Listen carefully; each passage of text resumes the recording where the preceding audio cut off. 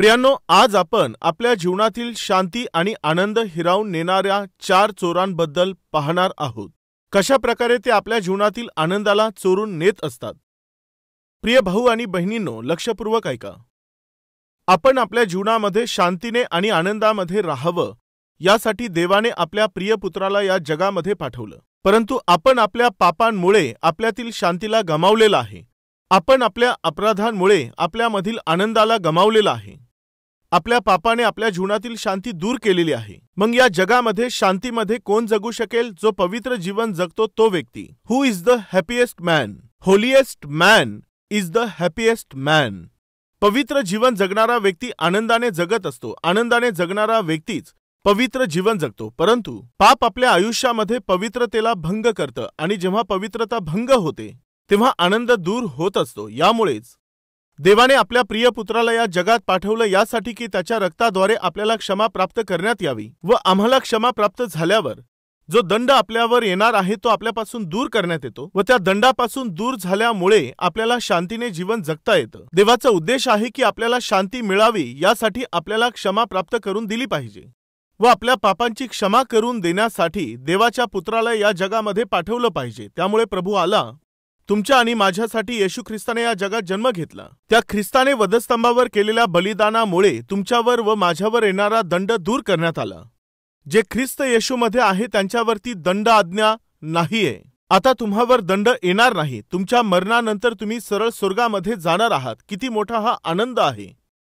परंतु तुमचं तारण झालं आहे तरी देखील तुमच्या जीवनामधील आनंदाला व तारणाला दूर करण्यासाठी तो शैतान जो आहे तो 4 चोरांना पाठवत असतो। ते चोर सर्वात प्रथम काय करतात? तुमच्या जीवनातील आनंद हिरावून घेतात। आनंद हिरावून घेण्याच्या त्या प्रक्रियेमध्ये सर्वात प्रथम ज्या चोराला तो पाठवतो तो कोण आहे माहित आहे? तुमचा आनंद हिरावून घेणारा पहिला चोर, तो पहिला चोर कोण आहे माहित आहे? असमाधान। काय आहे? असमाधान। प्रियांनो ऐका, आदाम व हवा एदेन बागेत होते। त्या एदेन बागेमध्ये समृद्धी भरलेली होती। त्या बागेतून जवळपास 4 नद्या वाहत होत्या। त्या नद्या काही छोट्या नद्या नव्हत्या प्रियांनो। 4 नद्या वाहत असणारी सुंदर अशी बाग देवाने त्यांना दिली व त्यामध्ये सुंदर वृक्ष आणि फळे त्यांना देऊन एन्जॉय इट, आनंदी रहा, खुश रहा, समृद्धीचा अनुभव घ्या असं सांगितल्यावर ते मोठ्या आनंदाने समृद्धीने जगत होते। तेव्हा देवाने एक आज्ञा दिली, सर्व झाडांची फळे खा परंतु एक झाडाचं खाऊ नका। तुम्ही त्या झाडाचं फळ खाऊ नका। जर तुम्ही ते खाल तर तुम्ही माझी आज्ञा मोडाल व आज्ञा पालन पाप आहे, यामुळे ते पाप तुमच्या जीवनामध्ये मरण घेऊन येईल। असं जेव्हा देवाने सांगितलं तेव्हा ज्याची मनाई देवाने केलेली होती माहिती नाही का? हवेला असं वाटलं की देव माझ्यावर अधिकार चालवत आहे। माहिती नाही का देव आम्हाला कंडिशन्स लावत आहे। हे करू नको, ते करू नको असं कंडिशन लावत आहे। तो का आम्हाला कंडिशन मध्ये ठेवत आहे? काय मला खाण्याचीही स्वतंत्रता नाही का? त्याची चव घेऊन पाहण्याची मुभा मला नाही का?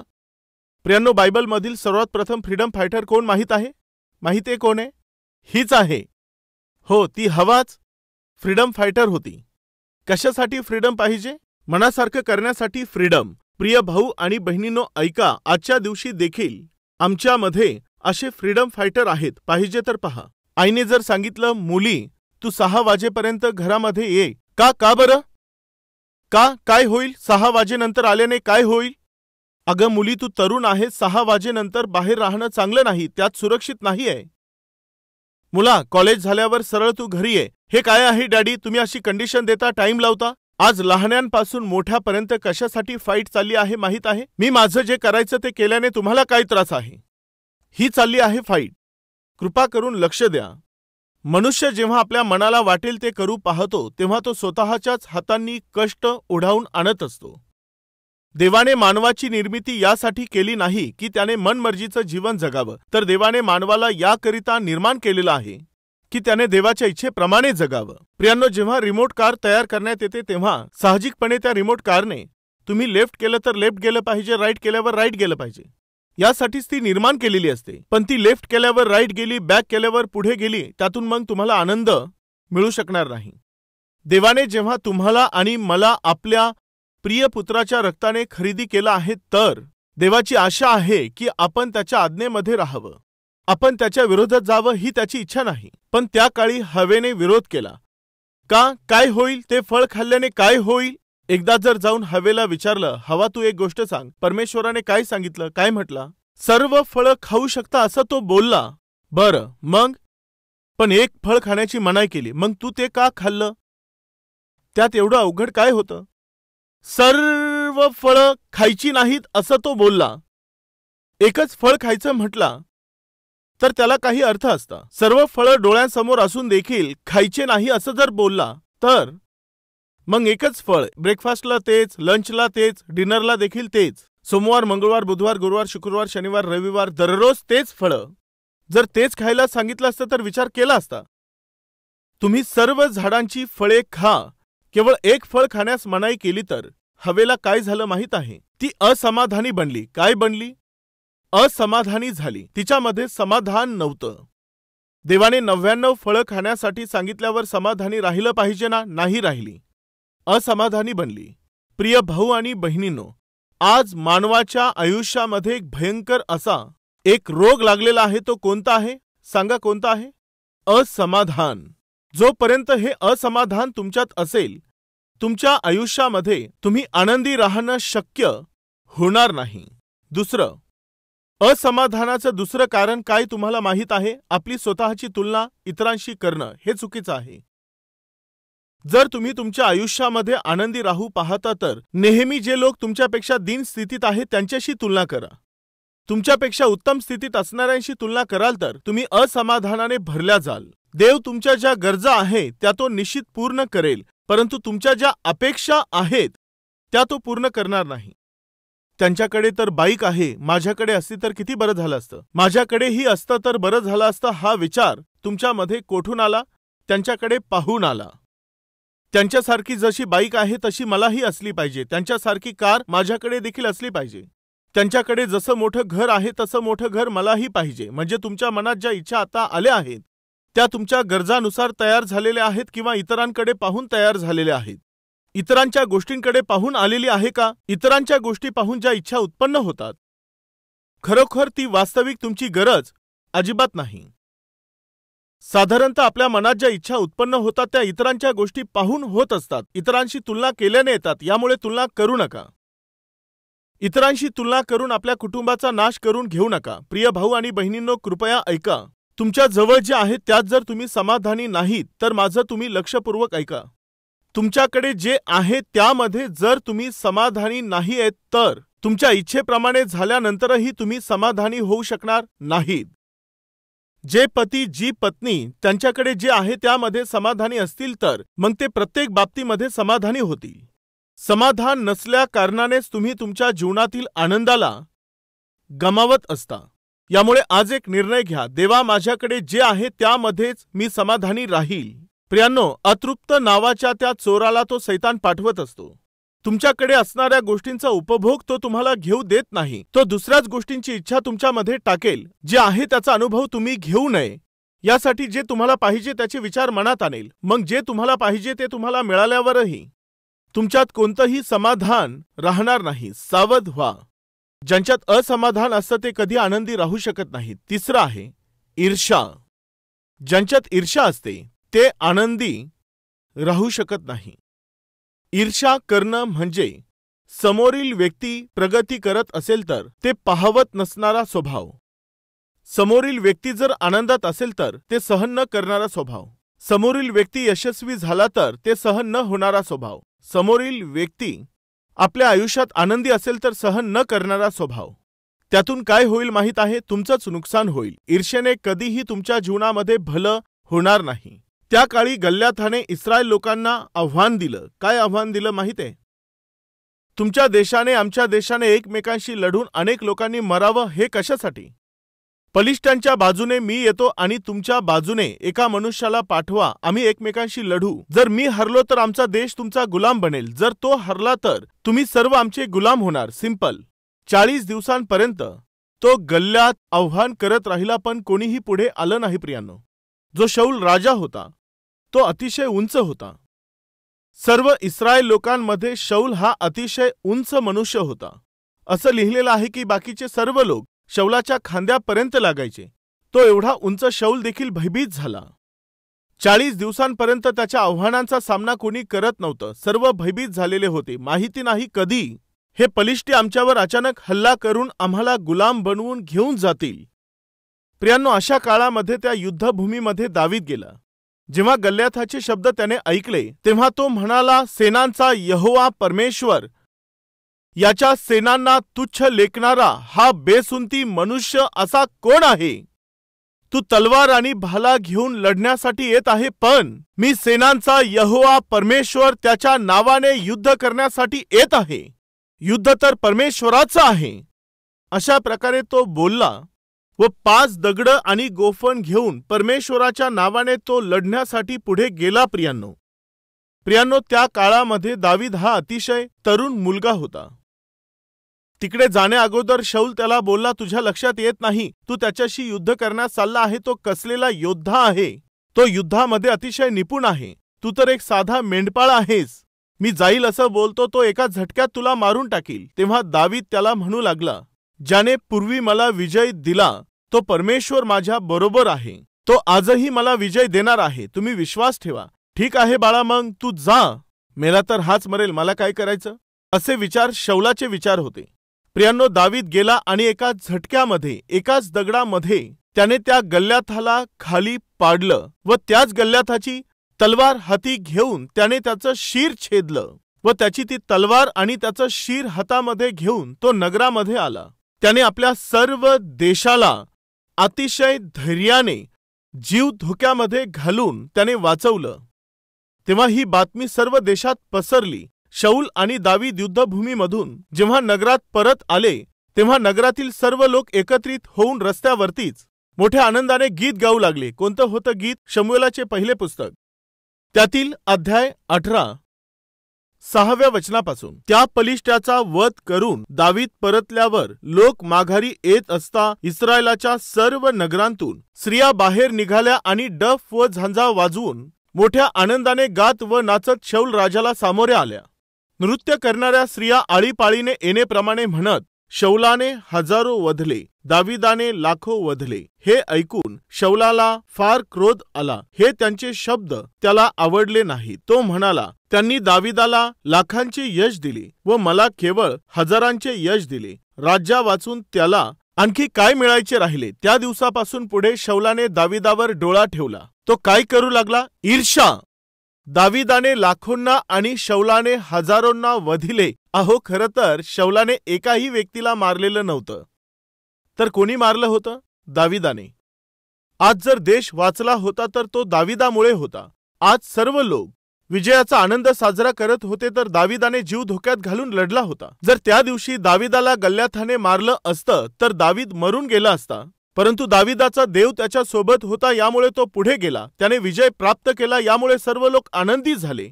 व दाविदाने लाखोंना वधिले, शौलाने हजारोंना वधिले. अशा प्रकारे जेव्हा ते बोलू लागले तेव्हा त्यांचे गीत तिथेच थांबून, थांबा थांबा, मी तर कोणाला मारलं नाही. या दाविदानेच आपला जीव धोक्यामध्ये घालून गल्ल्याथारला मारला आहे. प्रशंसेचा आणि शब्बासकीचा हक्कदार तर दाविदच आहे. जर शौल असं बोलला असता तर त्यात आत्मिकता असती. दाविदाने लाखोंना, शौलाने हजारोंना वधलं. जेव्हा असे ते मोठ्याने गीत गात होते तेव्हा शौलाने एकदा दाविदावर अशी नजर टाकली. बस एवढंच. त्या दिवसापासून पुढे मत्सराने शौल जळफळू लागला.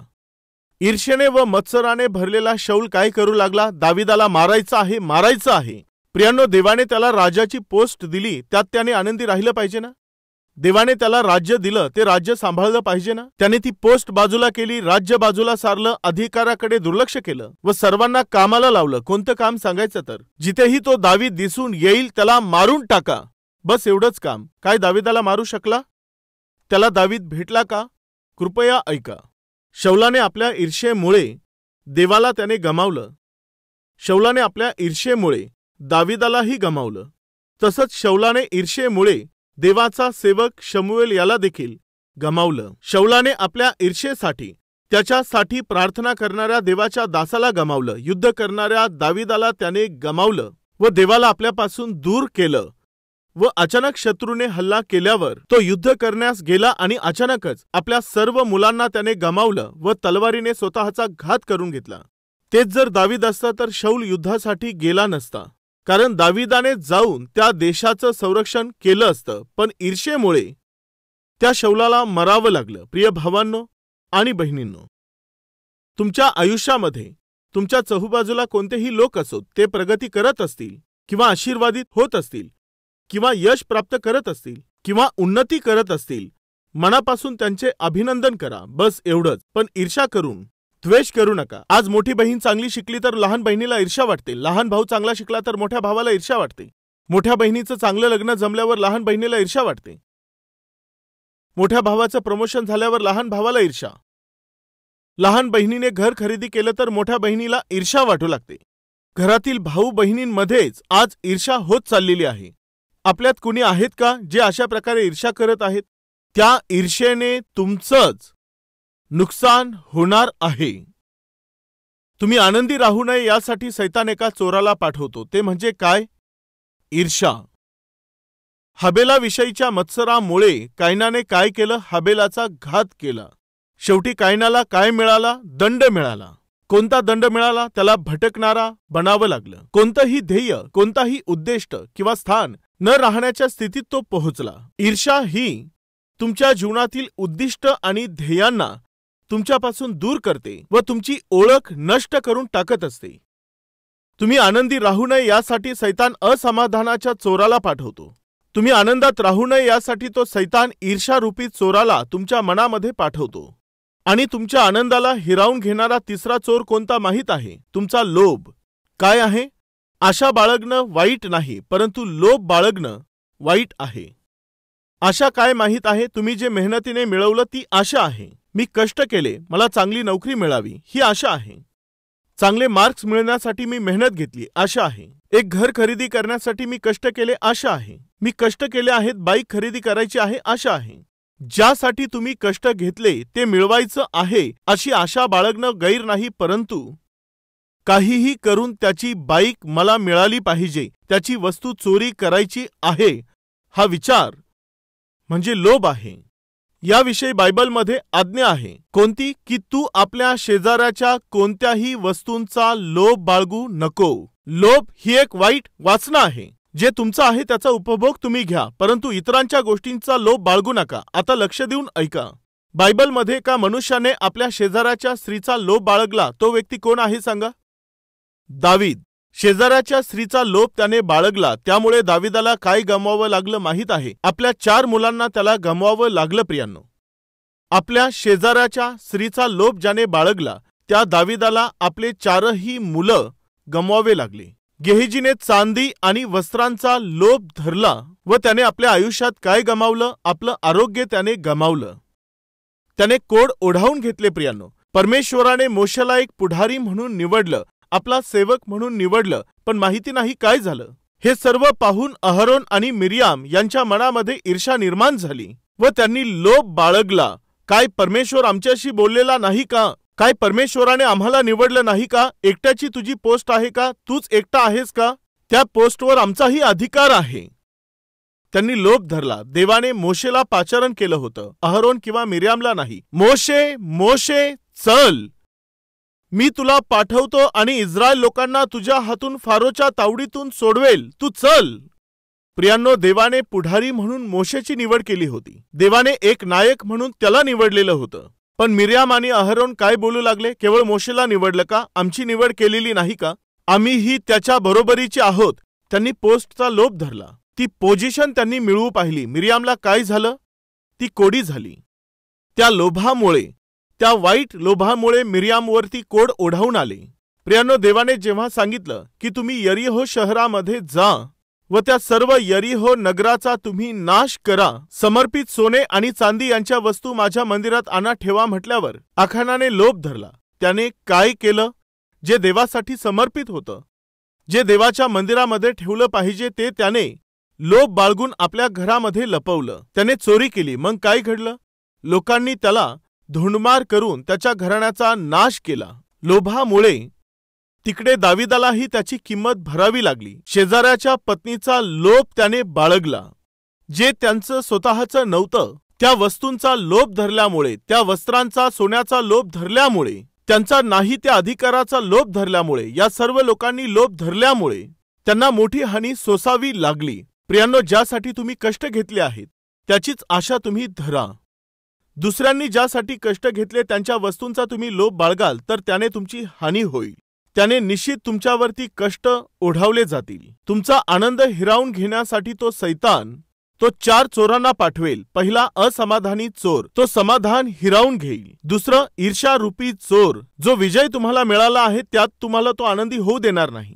व लोभरूपी तो चोर, तुमच्या मेहनतीचं जे प्रतिफळ तुमचं आहे त्याचा उपभोग न घेता समोरील व्यक्तीच्या मेहनतीच्या फळाचा लोभ बाळगणारं मन तो तुमच्यात उत्पन्न करेल. प्रियांनो, हे कधीही तुमच्यासाठी चांगलं नाही. व चौथा आहे राग किंवा संताप.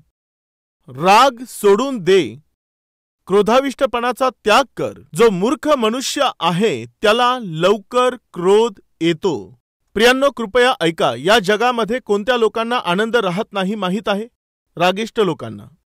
रागिष्ट लोक कोणासोबतही आनंदी राहू शकत नाहीत. आज जर तुमच्या मनात राग रूपी तो रोग आहे तर तुमच्या जीवनात आनंद राहणं शक्य नाही. आवेश असणं, क्रोध असणं, ते तुमच्या जीवनामध्ये आनंद राहू देणार नाही. आज आमच्यातील अनेक पतींना प्रत्येक छोट्या गोष्टींचा राग येतो व अनेकशा पत्नींनाही छोट्या गोष्टींवरून राग येत असतो. कृपया ऐका, बायबल आपल्याला सांगतं, वचन सांगतं, मूर्खाला लवकर राग येतो परंतु सुज्ञ संयमाने राहतो. तुम्हाला जर झटकन राग येत असेल तर तुम्ही दाखवून देत आहात की तुम्ही एक मूर्ख पुरुष आहात, मूर्ख स्त्री आहात. तुमच्यात जर रागाचा, संतापाचा आणि जळफळणारा स्वभाव असेल तर तुमच्यात आनंद कोठून राहील? तुम्ही स्वतःमध्ये आनंदी होणार नाही. रागिष्ट किंवा संतापणारे पती, पत्नी किंवा मुलं घरात असतील तर त्या घरात आनंद राहणार नाही. राग सोडून दे, क्रोधाविष्टपणाचा त्याग कर. जर तुम्ही आपला राग, आपला क्रोधाविष्टपणा जर सोडू इच्छित आहात तर एक गोष्ट सांगू का? तुमच्या पतीवरती किंवा पत्नीवरती राग येऊ शकेल, मुलांवरती राग येऊ शकेल, पण राग आल्यानंतर सर्वात प्रथम काय करायचं माहीत आहे? आपलं मुख उघडायचं नाही. व जमत असेल तर त्या जागेवरून काही मिनिटांसाठी तुम्ही दूर जा. आगीत ठेवलेला एखादा लोखंडी रॉड तो जर बाहेर काढला आणि त्याला लगेच जर हात लावला तर काय होईल? हात जळून जाईल. रॉड जर तिथे बाहेर टाकला समजा, थोड्या वेळानंतर येऊन पाहाल तर तो रॉड जो गरम होता तो नंतर काय होईल? थंड होऊन जाईल. मग त्या थंड रॉडला तुम्ही हात लावला तरी तुम्हाला काहीही होणार नाही. पण जर तुम्ही त्या गरम रॉडला स्पर्श केला तर हात जळेल. रागही तसाच असतो. रागाने भरून गेलेल्या तुमच्या मनाला तुम्ही थोडीशी शांती द्या. थोडा वेळ तुम्ही थांबा. पाहिजे तर घरातून बाहेर पडा. त्या जागेतून थोडा वेळ तुम्ही बाहेर जा.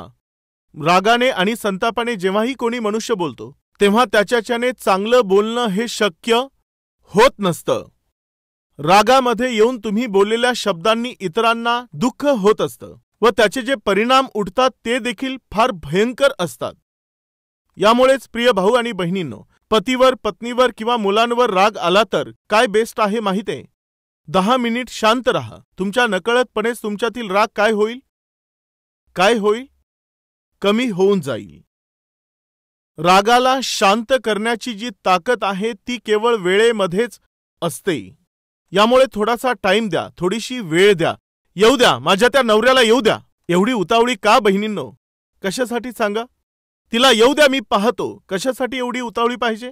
ते गोंधळ घालणार, आरडाओरड करणार आणि त्यानंतर संध्याकाळ झाल्यावर पती पत्नी आहेत ना, दुसऱ्याच दिवशी घर संसार सर्व घरातली कामं सुरू होतात. कॉमन असतं. मग पुन्हा लढाई करणं, भांडण करणं, गोंधळ घालणं. पण काय उपयोग? सकाळ झाल्यावर पती बोलतो कॉफी दे. हो आहो, लगेच आणते. खूप चांगले होऊन जातात. पती कॉफी मागणार, पत्नी ती आणून देणार आणि मग पुन्हा माहिती नाही का, चांगले पती पत्नी असल्यासारखे बाईकवर जाऊ लागल्यावर शेजारचे लोक आश्चर्याने पाहू लागतात. रात्री कोण लढलं, कोण भांडलं? अरे मारून टाकतो, मी निघून जाते, कोणी बोललं आणि तू मै कोणाचं चाललं? मग सकाळ झाल्याबरोबर खूप चांगले पती पत्नी असल्यासारखे असे गळ्यात हात घालून. यात काय समजून घ्यायचं सांगा? रात्री भांडण करणार, लढाया करणार, एकमेकांना मारणार, सकाळी ऑफिसमध्ये सोबत जाणार, मग भांडण का करायचं सांगा? थोडा तरी विचार करा. आपले शेजारचे लोक आपल्यावर हसतात, जसे तुम्ही हसता तसे तेही हसतात. आज एक निर्णय तुम्ही घेणार का? असमाधान रूपी चोराला आमच्या घरात येऊ देणार नाही. ईर्ष्या रूपी चोराला आम्ही घरामध्ये घेणार नाही. लोभ रूपी चोराला आम्ही घरामध्ये घेणार नाही. राग आणि संताप रूपी चोराला आमच्या घरात आम्ही येऊ देणार नाही. का? क्रोध असेल, लोभ असेल, ईर्ष्या असेल किंवा असमाधान असेल, हे तुमच्यात किंवा तुमच्या घरात आले तर तुमच्या जीवनामधील जो आनंद आहे तो दूर होऊन जाईल. चला प्रार्थना करू. प्रार्थनेत सहभागी व्हा.